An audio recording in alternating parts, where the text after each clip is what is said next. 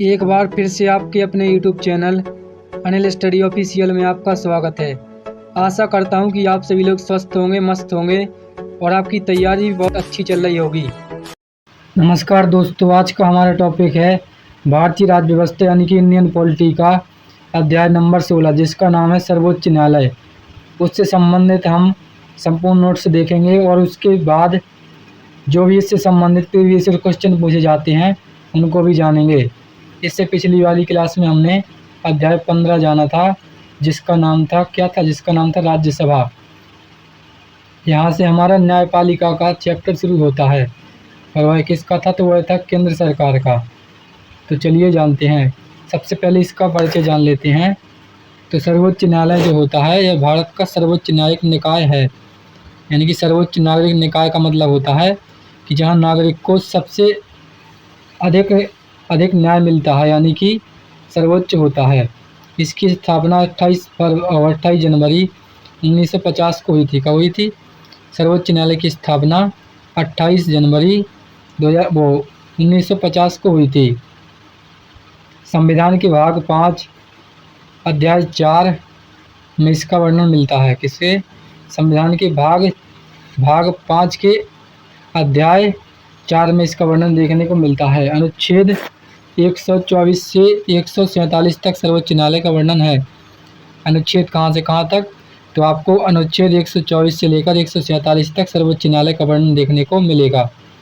यह संविधान का संरक्षक, मौलिक अधिकारों का रक्षक तथा अंतिम अपीलीय न्यायालय है। यानी कि यह संविधान की रक्षा करता है, यानी कि संविधान का रक्षक होता है और जो हमको मौलिक अधिकार दिए जाते हैं यानी कि फंडामेंटल राइट दिए जाते हैं, उनकी भी रक्षा हमारे देश के सर्वोच्च न्यायालय द्वारा की जाती है। तथा अंतिम अपील यानी कि अंतिम अपील का न्याय होता है वो भी हमको यहीं से मिलता है। कहाँ से? सर्वोच्च न्यायालय से। तो क्या क्या मिलता है हमको? यह संविधान का संरक्षक होता है, यह मौलिक अधिकारों का रक्षक तथा अंतिम अपीलीय न्यायालय होता है।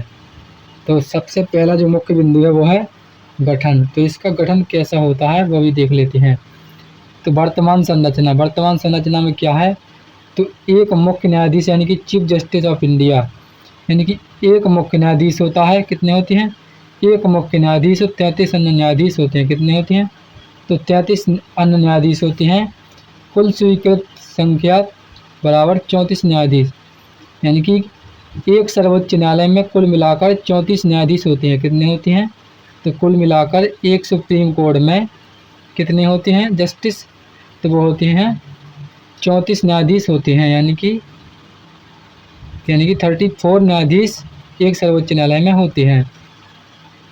इनकी नियुक्ति, तो नियुक्ति जो की जाती है राष्ट्रपति द्वारा नियुक्ति की जाती है। किनकी? तो जो सर्वोच्च न्यायालय के न्यायाधीशों की नियुक्ति की जाती है यह राष्ट्रपति के द्वारा की जाती है।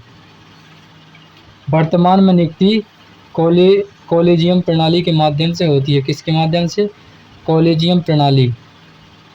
इसके बाद सर्वोच्च न्यायालय के न्यायाधीश बनने की योग्यता, यानी कि सर्वोच्च न्यायालय का न्यायाधीश बनने के लिए योग्यता क्या होनी चाहिए वह भी देख लेते हैं। तो किसी व्यक्ति को सर्वोच्च न्यायालय का न्यायाधीश बनने के लिए क्या क्या होना चाहिए? तो सबसे पहले तो वह भारत का नागरिक होना चाहिए। उसके बाद किसी उच्च न्यायालय में कम से कम 5 वर्ष तक न्यायाधीश रहा हो, यानी कि किसी भी स्टेट के उच्च न्यायालय में वह कम से कम 5 वर्ष तक न्यायाधीश के पद पर काम कर चुका हो। और उसके बाद किसी उच्च न्यायालय में कम से कम 10 वर्ष तक अधिवक्ता रहा हो, यानी कि उसने किसी भी उच्च न्यायालय में, यानी कि किसी भी स्टेट के उच्च न्यायालय में कम से कम 10 वर्ष तक अधिवक्ता का मतलब क्या होता है? तो 10 वर्ष अधिवक्ता का मतलब होता है कि उसने 10 वर्षों तक वकालत की हो, यानी कि वह 10 वर्षों तक वकील रहा हो। राष्ट्रपति की दृष्टि से प्रतिष्ठित विधेयिका हो, यानी कि जो प्रतिष्ठित विधेयिका हो वो हो उसके पास, यानी कि पर्याप्त उसके पास ज्ञान होना चाहिए। इसके बाद अगला जो मुख्य बिंदु है वो कार्यकाल। तो कार्यकाल कैसा होता है? तो सर्वोच्च न्यायालय के न्यायाधीश की सेवानिवृत्त आयु 65 वर्ष होती है। कितनी होती है? 65 वर्ष होती है। कितनी होती है? तो सर्वोच्च न्यायालय का न्यायाधीश होता है वह 65 वर्ष की आयु तक सर्वोच्च न्यायालय का न्यायाधीश रह सकता है। और न्यायाधीश राष्ट्रपति को त्यागपत्र दे सकता है, यानी कि यदि राष्ट्रपति चाहे तो वह अपना त्यागपत्र भी दे सकता है। महाभियोग द्वारा इसको हटाया भी जा सकता है। किसको?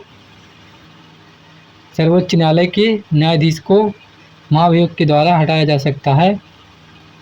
अगला जो मुख्य बिंदु है, न्यायाधीशों को हटाने की प्रक्रिया, कि मतलब कि किस प्रकार न्यायाधीशों को हटाया जा सकता है, यानी कि सर्वोच्च न्यायालय के न्यायाधीशों को किस प्रकार हटाया जा सकता है।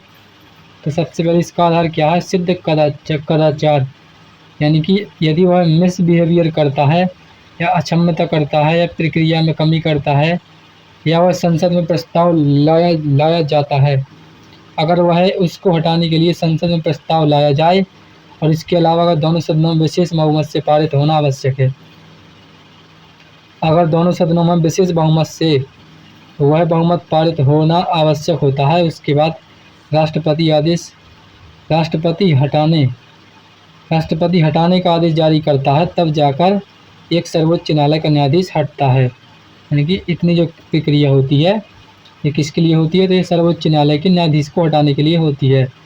सर्वोच्च न्यायालय का क्षेत्राधिकार, यानी कि सर्वोच्च न्यायालय का क्या क्या क्षेत्राधिकार है, यानी कि उनके क्या क्या कार्य होते हैं।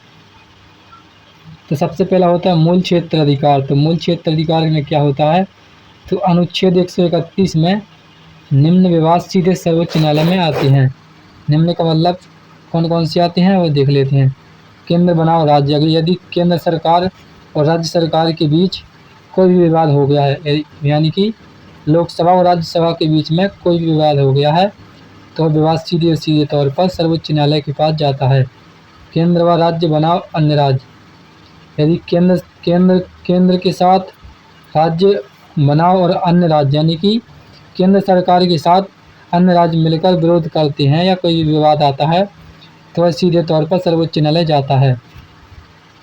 राज्य बनाओ राज्य, यानी कि कोई राज्य, मानो कि कोई भी दो राज्यों का विवाद हो जाता है, जैसे कि यूपी एंड एमपी, यानी कि उत्तर प्रदेश और मध्य प्रदेश का कोई विवाद हो जाता है, तो वह सीधे तौर पर सर्वोच्च न्यायालय में जाता है।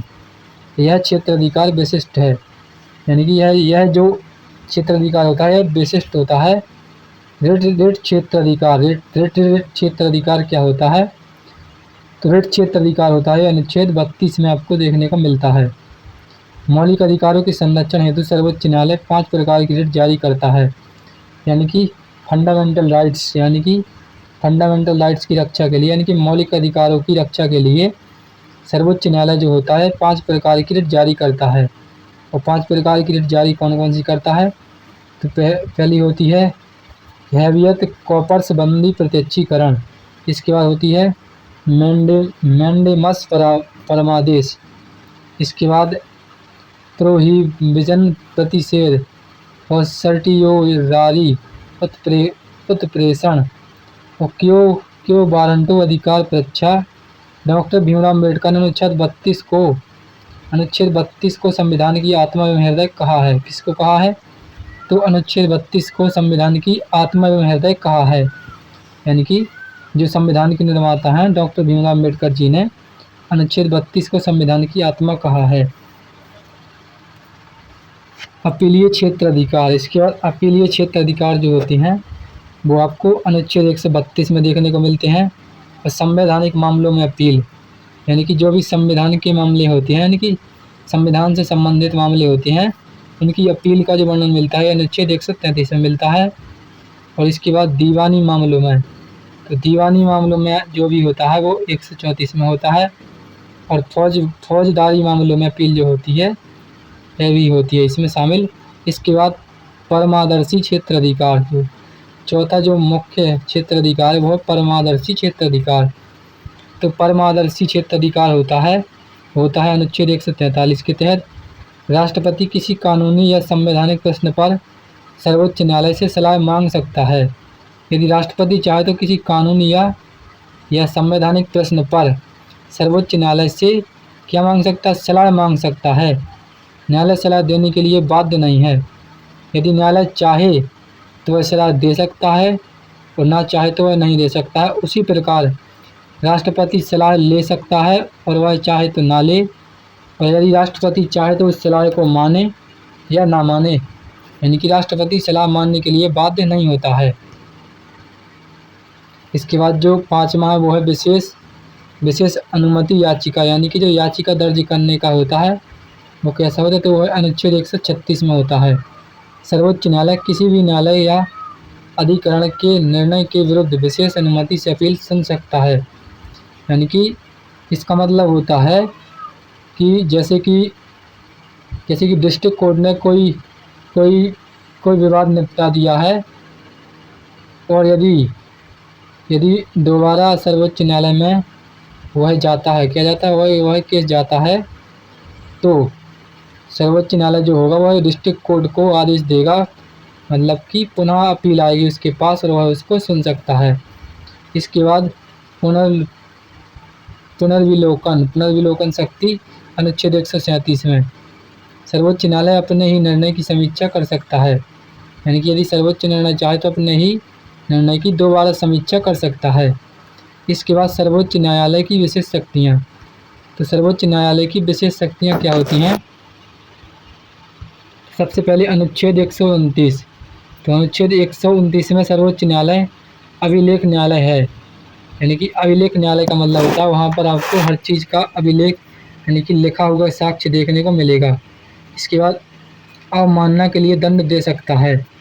यदि आप उनके निर्णय को नहीं मानते हैं तो इसके लिए आपको दंड भी दिया जा सकता है। इसके बाद अनुच्छेद 141 में कहा गया है कि सर्वोच्च न्यायालय द्वारा घोषित विधि देश के सभी न्यायालयों पर बाध्यकारी होती है। यानी कि सर्वोच्च न्यायालय द्वारा घोषित विधि देश के सभी न्यायालयों पर बाध्यकारी होती है। यानी कि सर्वोच्च न्यायालय जो भी नियम कानून पारित करता है वह सभी न्यायालय को मानना आवश्यक होता है, यानी कि वो इसके मानने के लिए बाध्य होते हैं। इसके बाद अनुच्छेद 142। तो अनुच्छेद 142 में क्या है, तो इसमें पूर्ण न्याय यानी कि पूर्ण न्याय हेतु आवश्यक आदेश जारी कर सकता है। कौन कर सकता है? सर्वोच्च न्यायालय कर सकता है। इसके बाद अनुच्छेद 139A। अनुच्छेद 139A में क्या है, तो मामलों का स्थानांतरण यानी कि ट्रांसफ़र ऑफ केसेस कर सकता है। यानी कि यदि वह चाहे तो केसों का ट्रांसफ़र भी कर सकता है। जैसे उसके पास ज़्यादा केस हो गए हैं तो वह उन केसों को उच्च न्यायालय में यानी कि हर राज्य को उच्च न्यायालय में दे सकता है, डिस्ट्रिक्ट कोर्ट में भी उनको दे सकता है। इसके बाद जो अगला मुख्य बिंदु है वो सर्वोच्च न्यायालय की स्वतंत्रता के संवैधानिक प्रावधान कि मतलब इनकी स्वतंत्रता के संवैधानिक प्रावधान क्या होते हैं सर्वोच्च न्यायालय की। तो न्यायाधीशों पर सुरक्षित कार्यकाल यानी कि जो न्यायाधीशों का कार्यकाल होता है सुरक्षित होता है। जितना भी कार्यकाल होता है इनका सुरक्षित होता है। और वेतन जो दिया जाता है वो भारत की संचित निधि से दिया जाता है। किससे दिया जा सकता है? वो दिया जाता है भारत की संचित निधि से इनका वेतन दिया जाता है। और महाभियोग की कठिन प्रक्रिया इनको हटाने के लिए लगाई जाती है। और कार्यपालिका से पृथक्करण यानी कि जो न्यायाधीश होते हैं ये कार्यपालिका से पृथक्करण होते हैं, क्योंकि ये न्यायपालिका के सदस्य होते हैं, कार्यपालिका से बाध्य होते हैं। यानी कि कार्यपालिका के न्याय को या उनके फैसलों को मानने के लिए बाध्य नहीं होते हैं। न्यायिक पुनरावलोकन की शक्ति यानी कि उन पर दोबारा विचार करने की शक्ति इनके पास होती है। और कॉलेजियम प्रणाली के द्वारा क्या होता है, सर्वोच्च न्यायालय के न्यायाधीशों की नियुक्ति होती है। तो अगला जो मुख्य बिंदु है वो है न्यायिक पुनरावलोकन। तो न्यायिक पुनरावलोकन क्या होता है? जुडिशियल रिव्यू संसद एवं राज्य विधानमंडलों द्वारा बनाए गए कानूनों की संवैधानिकता की जांच। यानी कि जो भी संसद एवं राज्य विधानमंडलों द्वारा बनाए गए कानून होते हैं उन पर दोबारा उनकी संवैधानिक रूप से उनकी जांच की जाती है। इनके द्वारा सर्वोच्च न्यायालय के द्वारा संविधान के विरुद्ध पाए जाने पर कानून को निरस्त कर दिया जाता है। यानी कि किया जा सकता है, अगर वह संविधान के खिलाफ होगा वह कानून तो उसको सर्वोच्च न्यायालय जो होगा उसको निरस्त कर देगा। इसके बाद जो अगला मुख्य बिंदु है वो है न्यायिक सक्रियता जुडिशियल एक्टिविटीज। तो न्यायिक सक्रियता क्या होती है वह भी देख लेते हैं। तो जनहित याचिका यानी कि PPL के माध्यम से न्यायालय का सक्रिय हस्तक्षेप यानी कि जन याचिका जो होती है वह कोई व्यक्ति वहां पर जाकर कर सकता है और सामाजिक न्याय को बढ़ावा इसमें दिया जाता है। तो जनहित याचिका PIL क्या होता है इसके बारे में जानेंगे। तो वो क्या होती हैं, तो वो होते हैं कोई भी व्यक्ति सार्वजनिक हित में याचिका दायर कर सकता है। यानी कि सार्वजनिक हित के लिए, सभी के हित के लिए कोई भी एक व्यक्ति याचिका को दायर कर सकता है। गरीब एवं वंचित वर्गों को न्याय दिलाने का महत्वपूर्ण माध्यम क्या होता है, तो वो होती है याचिका। यानी कि कोई व्यक्ति याचिका दर्ज कर सकता है। परीक्षा हेतु महत्वपूर्ण अनुच्छेद कौन कौन से रहने वाली हैं, तो वो हैं अनुच्छेद 124। अनुच्छेद 124 में क्या दिया गया है, तो इसमें दिया गया है सर्वोच्च न्यायालय की स्थापना, और 129 में अभिलेख न्यायालय, और 130 में सर्वोच्च न्यायालय का स्थान। कहाँ पर सर्वोच्च न्यायालय हमारा, तो वह नई दिल्ली में। और 131 में जो है वो मूल क्षेत्र अधिकार, और 132 से लेकर 134 में आपको देखने को मिलेगा अपीलीय क्षेत्र अधिकार, यानी कि अपील करने के क्षेत्र अधिकार। उसके बाद अनुच्छेद 136 में क्या देखने को मिलेगा, तो अनुच्छेद 136 में आपको विशेष अनुमति याचिका यानी कि SLP देखने को मिलेगी। और इसके बाद पुनरावलोकन शक्ति यानी कि 137 में, और 141 में निर्णय सभी न्यायालयों पर बाध्यकारी है। यानी कि सभी न्यायालय जो होते हैं, जो भी सर्वोच्च न्यायालय ने निर्णय सुना दिया है उसको मानना उनके लिए अनिवार्य होता है। इसके अलावा 142 अनुच्छेद में क्या है, तो पूर्ण न्याय की शक्ति जो होती है वो सर्वोच्च न्यायालय के पास होती है। उसके बाद 143 के तहत राष्ट्रपति को परामर्श दे सकते हैं कौन, सर्वोच्च न्यायालय।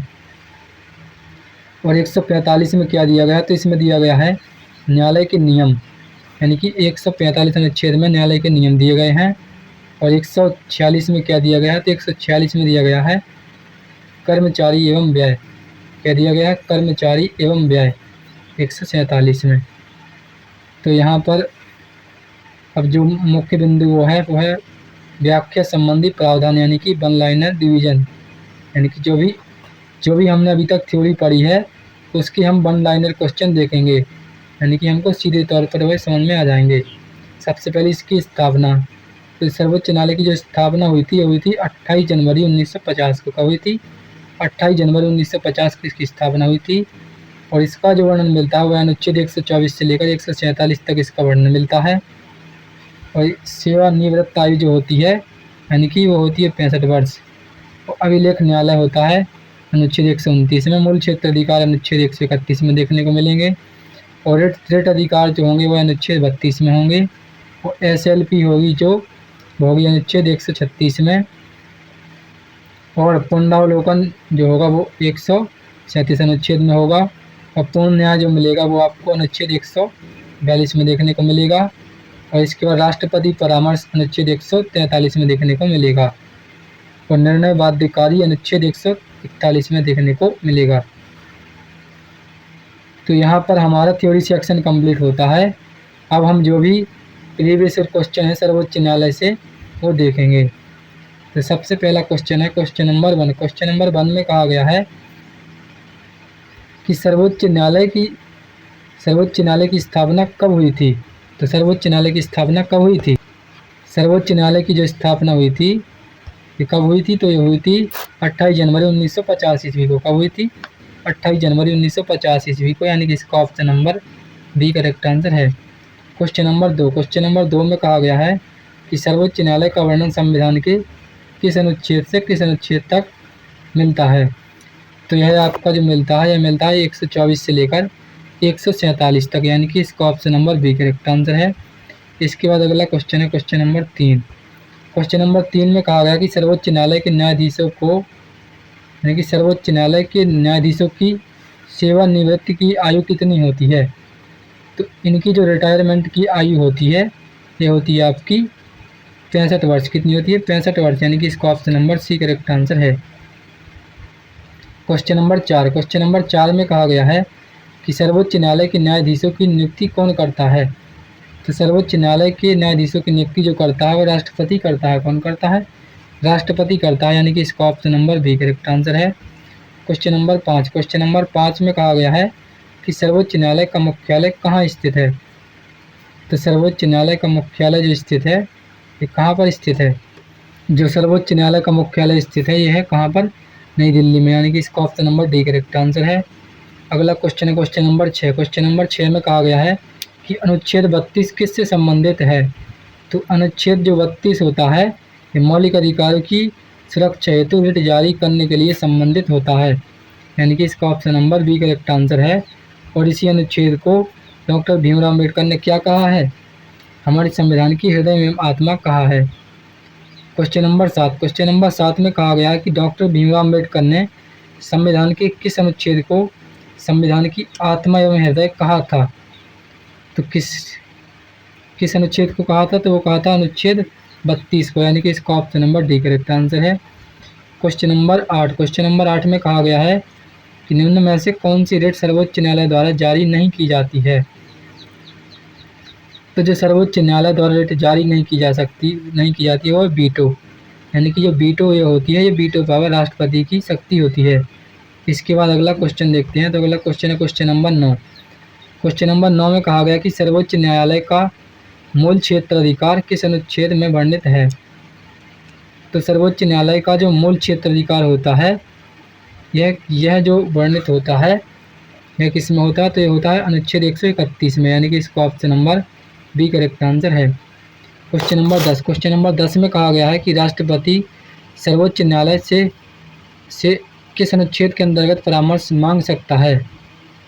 तो राष्ट्रपति जो मांग सकता है वह अनुच्छेद 143 के तहत सर्वोच्च न्यायालय से सलाह मांग सकता है, यानी कि इसका option number D correct answer है। क्वेश्चन नंबर 11, क्वेश्चन नंबर 11 में कहा गया है कि विशेष अनुमति याचिका SLP किस अनुच्छेद से संबंधित है? तो यह संबंधित है अनुच्छेद 136 से, यानी कि इसका option number B correct answer है। क्वेश्चन नंबर 12, क्वेश्चन नंबर 12 में कहा गया है कि सर्वोच्च न्यायालय अपने निर्णय की समीक्षा किस अनुच्छेद के अंतर्गत कर सकता है? तो किस अनुच्छेद के अंतर्गत कर सकता है? तो यह कर सकता है अनुच्छेद 137, यानी कि इसका option number B correct answer है। क्वेश्चन नंबर 13, क्वेश्चन नंबर 13 में कहा गया है कि सर्वोच्च न्यायालय को अभिलेख न्यायालय किस अनुच्छेद के अंतर्गत कहा गया है? तो अभिलेख न्यायालय जो कहा गया है यह किस अनुच्छेद के अंतर्गत कहा गया है? तो ये कहा गया अनुच्छेद 129, यानी कि इसका option number B correct answer है। इसके बाद अगला क्वेश्चन है क्वेश्चन नंबर 14, क्वेश्चन नंबर 14 में कहा गया है कि सर्वोच्च न्यायालय द्वारा घोषित विधि किस पर बाध्यकारी होती है? तो जो सर्वोच्च न्यायालय द्वारा घोषित विधि होती है यह किस पर बाध्यकारी होती है? क्वेश्चन नंबर 14, इसका जो करेक्ट आंसर होगा वो होगा सभी न्यायालयों पर, यानी कि जो सभी न्यायालय होती हैं वह जो भी सर्वोच्च न्यायालय ने निर्णय घोषित कर दिया है वह उनको मानने के लिए बाध्य होते हैं, यानी कि इसका option number C correct answer है। इसके बाद अगला क्वेश्चन है क्वेश्चन नंबर 15, क्वेश्चन नंबर 15 में कहा गया है कि पूर्ण न्याय करने की शक्ति सर्वोच्च न्यायालय को किस अनुच्छेद से प्राप्त है? तो जो पूर्ण न्याय करने की शक्ति जो होती है यह किस अनुच्छेद के तहत होती है? तो यह होती है अनुच्छेद 142, यानी कि इसका option number D correct answer है। अगला क्वेश्चन है क्वेश्चन नंबर 16, क्वेश्चन नंबर 16 में कहा गया है कि सर्वोच्च न्यायालय के न्यायाधीश को हटाने की प्रक्रिया क्या कहलाती है? तो सर्वोच्च न्यायालय के न्यायाधीश को हटाने की प्रक्रिया जो होती है उसको महाभियोग की प्रक्रिया कहा जाता है, यानी कि इसको option number B correct answer है। और इसी प्रक्रिया के द्वारा किसको हटाया जाता है? तो इसी प्रक्रिया के द्वारा भारत के राष्ट्रपति को भी हटाया जा सकता है, लेकिन ये प्रक्रिया जो होती है यह उच्च न्यायालय के न्यायाधीशों पर क्या होती है, यह जारी नहीं हो पाती है। क्वेश्चन नंबर 17, क्वेश्चन नंबर 17 में कहा गया है कि निम्न में से कौन सर्वोच्च न्यायालय के न्यायाधीश बनने की योग्यता नहीं है? तो इसमें से जो होती है वह 35 वर्ष की आयु पूर्ण होना यह सर्वोच्च न्यायालय का न्यायाधीश बनने की योग्यता नहीं है, यानी कि इसका option number D correct answer है। क्वेश्चन नंबर 8, क्वेश्चन नंबर 8 में कहा गया है कि जनहित याचिका PIL का उद्देश्य क्या है? तो जन याचिका PIL का उद्देश्य जो होता है वह क्या होता है? तो वह आपका होता है सार्वजनिक हित की रक्षा, यानी कि इसका option number C correct answer है। इसके बाद अगला क्वेश्चन है क्वेश्चन नंबर 19, क्वेश्चन नंबर 19 में कहा गया है कि न्यायिक पुनरावलोकन का अर्थ है। तो न्यायिक पुनरावलोकन का अर्थ क्या होता है? तो इसका मतलब होता है कानूनों की संवैधानिकता की जाँच, यानी कि इसका option number C correct answer है। क्वेश्चन नंबर 20, क्वेश्चन नंबर 20 में कहा गया है कि सर्वोच्च न्यायालय भारत का कौन सा न्यायालय है? सर्वोच्च न्यायालय जो होता है भारत का कौन सा न्यायालय होता है? क्वेश्चन नंबर 20, तो इसका जो करेक्ट आंसर होगा वो होगा सर्वोच्च एवं अंतिम अपीलीय न्यायालय, यानी कि इसका option number C correct answer है। तो आशा करता हूँ कि आप सभी लोगों को इंडियन पॉलिटी का चैप्टर नंबर 16 जिसका नाम है सर्वोच्च न्यायालय, उसके सभी कंप्लीट नोट्स और उससे संबंधित जो भी प्रीवियस ईयर क्वेश्चन पूछे जाते हैं वो आप सभी लोगों को अच्छी तरह समझ में आए होंगे। इसी प्रकार के बेस्ट एजुकेशनल वीडियो के लिए हमारे चैनल को सब्सक्राइब करें और अगर वीडियो पसंद आया हो तो वीडियो को लाइक शेयर कमेंट करें। तब तक के लिए धन्यवाद, मिलते हैं नेक्स्ट वीडियो में।